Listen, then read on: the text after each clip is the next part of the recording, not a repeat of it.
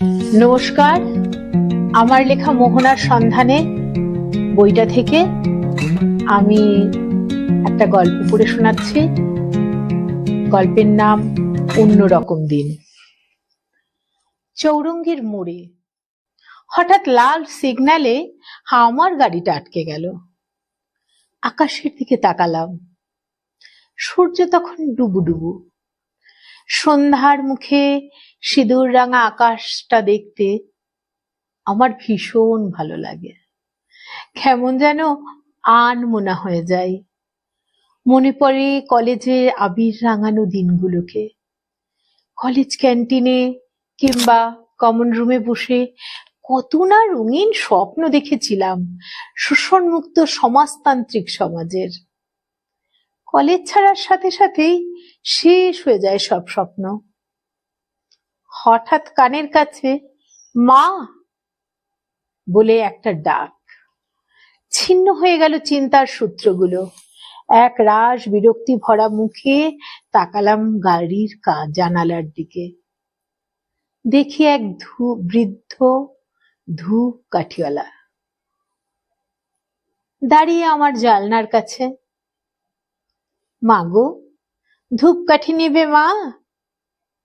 ভালো করে তার দিকে তাকালাম। চেহারায় চোখে পড়ার মতো আলাদা কোনো বৈশিষ্ট্য নেই। বয়সের ভারে নুব্জ বৃদ্ধ নিজেকে সোজা করে দাঁড় করিয়ে রেখেছে একখানা বাঁশের লাঠি ও অস্বাভাবিক মনের জোরে। অপরিচ্ছন্ন জীর্ণ পোশাক, এক হাতে লাঠি, অপর হাতে ধূপকাঠির প্যাকেট। এইরকম হকার প্রতিনিয়ত দেখি জনারণ্যের শহর কলকাতায়। যা কিনা কারখানা থেকে ছাঁটাই শ্রমিকদের একমাত্র পেশা। আশ্চর্য বিস্ময় জাগলো সেই বৃদ্ধের মুখের দিকে তাকিয়ে। কি ভীষণ সপ্রতিভ, দৃঢ়, উজ্জ্বল দুখানা চোখ। হোক না দারিদ্র্যের গভীর মসিমাখা কোঠরাগত চোখ, তবুও হীরকখণ্ডের মতো উজ্জ্বল। তার মুখের দিকে তাকিয়ে আমার মনটা কেমন স্মৃতির ধার বেয়ে চলে গেল কলেজের করিডোরে। যার মুখচ্ছবি মনের কোণে ভেসে উঠল সে আমাদের ক্যান্টিনের সেই হরিদা। খাটো পায়জামার উপরে বিবর্ণ ময়লা ফতুয়া, কাঁধে তেল চিটচিটে গামছা নিয়ে বার্ধক্যে বেঁকে যাওয়া শরীরে আমাদের হাজারো ফরমাস আবদার সামলাতো সস্নেহে। কেন জানি না হরিদা আমাদের মুখের দিকে তাকিয়ে দিব্যি বলে দিতে পারত আমাদের কার কি চাই। ক্যান্টিনে আমাদের আড্ডার আসরে রাজনীতি, সমাজ বদলের আলোচনায় জমে উঠত। আমি লক্ষ্য করতাম হরিদার চোখ দুটো ক্রমে উজ্জ্বল হয়ে উঠত, ঠিক যেন দুটি হীরকখণ্ড।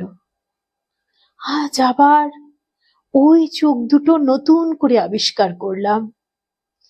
ঘোর কাটতেই দেখলাম আমার নীরবতা দেখে সেই বৃদ্ধ ধূপকাঠিওয়ালা আমার গাড়ি ছাড়িয়ে এগিয়ে চলেছে সামনের গাড়ির দিকে।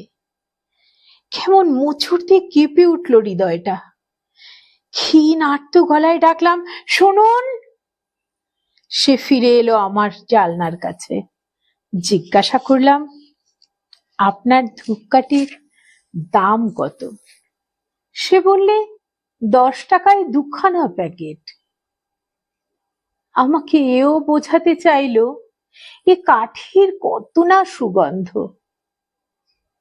আমি কিন্তু জানি এ ধূপের গন্ধ আমার ঠাকুর ও পরিজনকে সন্তুষ্ট করতে পারবে না। তবু না বলার সাধ্য হলো না। বললাম, দেখি 2 প্যাকেট।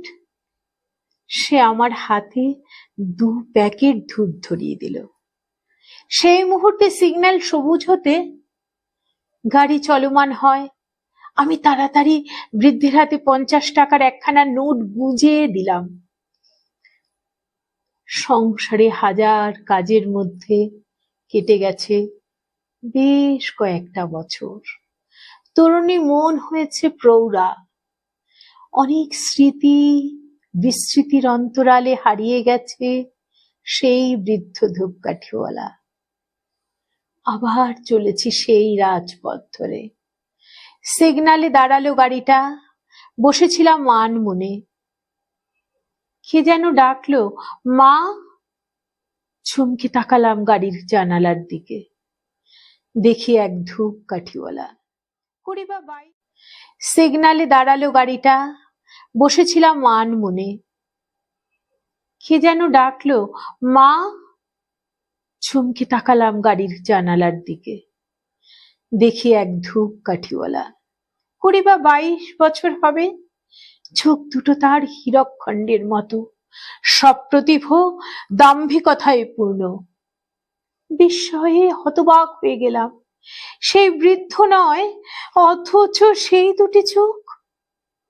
ছেলেটির কথায় বিস্ময়ের ঘোর কেটে গেল। সে বলল, আপনি সেদিন খেয়াল করেন নাই? আমি ছিলাম ঠাকুরদার সঙ্গে। সেই দিন দিলেন 50 টাকা, কিন্তু কাঠি নিলেন 10 টাকার। গাড়ি ছেড়ে দিল কিনা তাই ঠাকুরদা বলে গেছেন, খবরদার কারো দান নিবি নে, খেটে যা আয় করবি সেটাই খালি তোর। কয়েকটি নোট শুদ্ধ হাতখানা বাড়িয়ে দিল আমার দিকে। তাকে শেষ করতে না দিয়ে তার হাতখানা চেপে ধরলাম আভিজাত্যের অভিমান ভুলে। বললাম, ওরে পাগল ছেলে, সেদিন ছিল অন্য রকম দিন। যা দিয়েছিলাম দান ছিল না তাতে। ওটা ফিরিয়ে নিতে বলিস না। নির্বাক স্থাণুর মতো ছেলেটি তাকিয়ে রইল আমার মুখের দিকে। সবুজ সংকেত পেয়ে গাড়িখানা চলতে শুরু করেছে। আমার হৃদয় তখনও অন্যরকম দিনের ঘুরে আচ্ছন্ন। বিড়বিড় করে আপন মনে বলতে থাকলাম, ওরে ছেলে, তুই সে কথা বুঝবি কেমন করে?